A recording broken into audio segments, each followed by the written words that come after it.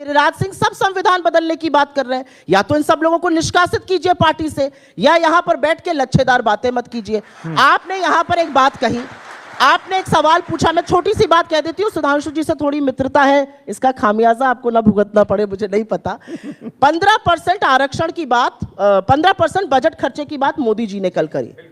मोदी जी बिना पलक झपकाए सफेद सपाट झूठ क्यों बोलते हैं?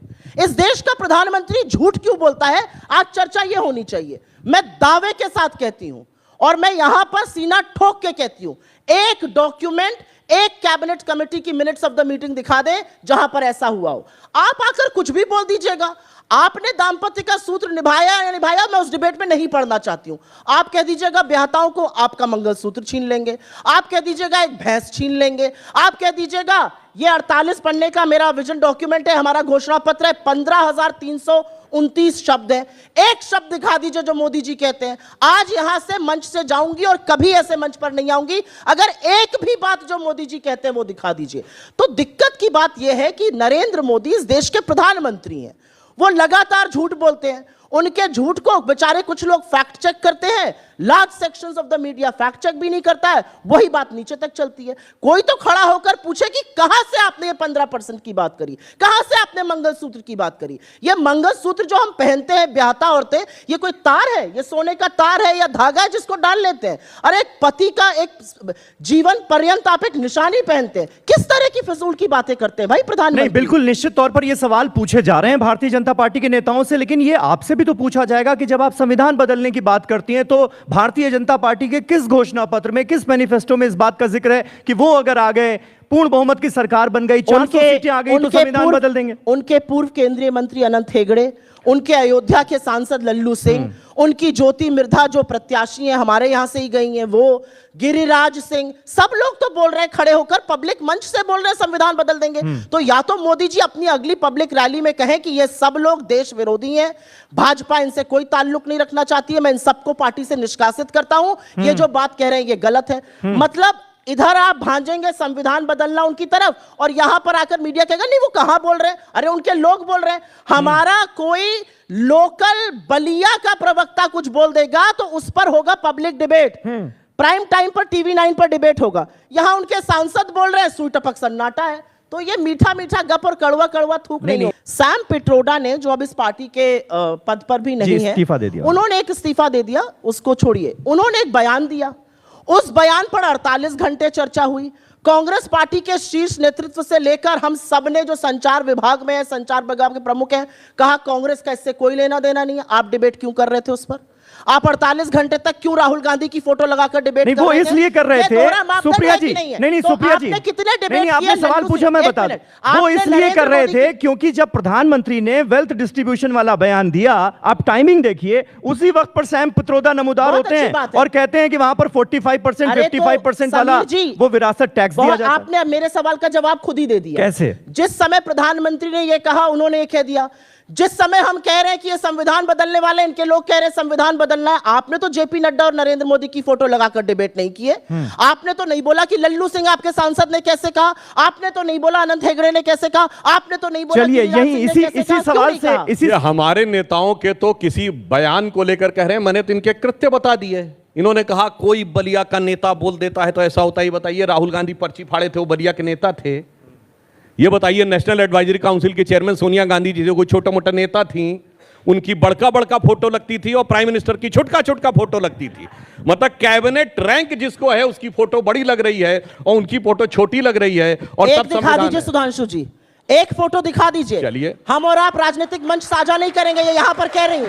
एक फोटो दिखा दीजिए जहां पर सोनिया जी की बड़ी फोटो और मनमोहन सिंह जी की छोटी फोटो। मतलब सोनिया जी की छोटी फोटो थी। दिखाइए, मैं अभी आपको 10 वीडियो दिखाता हूं जहां पुतिन से हाथ मिला रही है पहले सोनिया जी और यूं पीछे खड़े हुए हैं।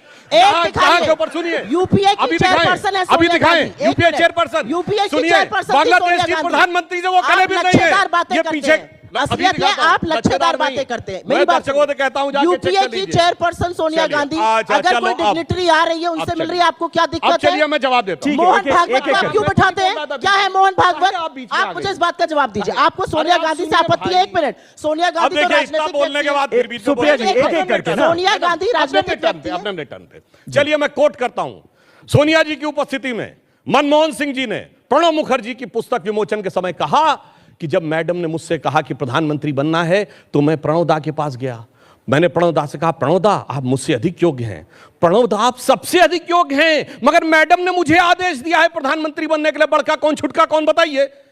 यह तो उनकी उपस्थिति में बोला है, प्रणब मुखर्जी की पुस्तक विमोचन ने बोला है, खुद डॉक्टर मनमोहन सिंह ने बोला है। तो ऐसा है कि इस प्रकार के तर्क उतर्क करके इसको बचाया नहीं जा सकता, सबको पता है। और डॉक्टर मनमोहन सिंह ने अपने जमाने में खड़े होकर पार्लियामेंट पे बोला है कि 100 जवाबों से अच्छी है मेरी ये खामोशी जिसने न जाने कितने सवालों की आबरू रख ली, वो सबको पता है। अब हम आते हैं आगे के बिंदु उसी पे। सदन में, एक मिनट, उसी सदन में सुषमा स्वराज जी ने बोला है, मैं बीच में नहीं बोल रहा था, सदन में सुषमा आपने स्वराज जी बेटा- ने बोला है, तू इधर उधर की बात न कर, ये बता कि कारवा क्यों लुटा।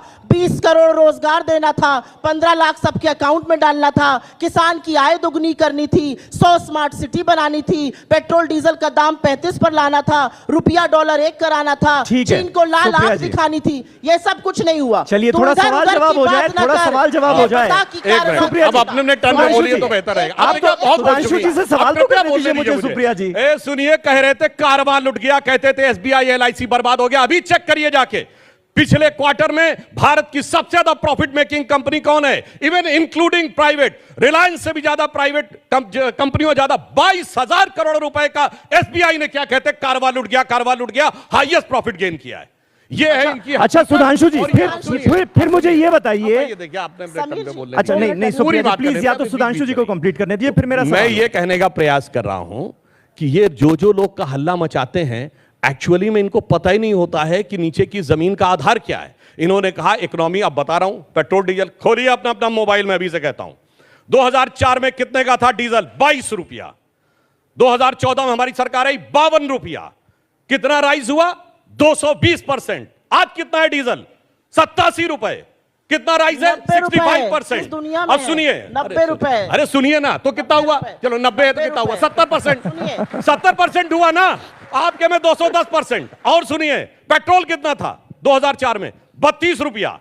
जब हमने छोड़ा, जब इन्होंने छोड़ा 67 रुपया। कितना राइज हुआ? 210%। आज कितना है? 97 रुपए, 60%। बोलिए, आपके जमाने में दो गुनी महंगाई बढ़ी है। किसी भी चीज पर चुनौती से कहता हूं, आइए दूध के दाम देख लीजिए। अच्छा, ठीक है, नहीं सुप्रिया जी, नहीं इसी पर एक मेरा काउंटर सवाल है। एक मिनट सुधांशु जी, इसी पर एक काउंटर सवाल है। और सुन लीजिए। नहीं सुप्रिया जी प्लीज, आज जाइए, सवाल तो करने गैस दीजिए का मुझे। एलपीजी नहीं, सिलेंडर 2004 में 281 रुपए, जनवरी 2014 में 1241 रुपए, आज 947 रुपए। बताइए किसके जमाने में सुधांशु जी, यानी आप ये कह रहे हैं कि महंगाई की आपने दर आज 5%। इनके कोई 5 साल बता के जाएं जब 5% से कम हो। सुधांशु जी- चुनौती के साथ कहता हूं, कोई 5 साल बता के जाइए आपके शासनकाल में जब 5% से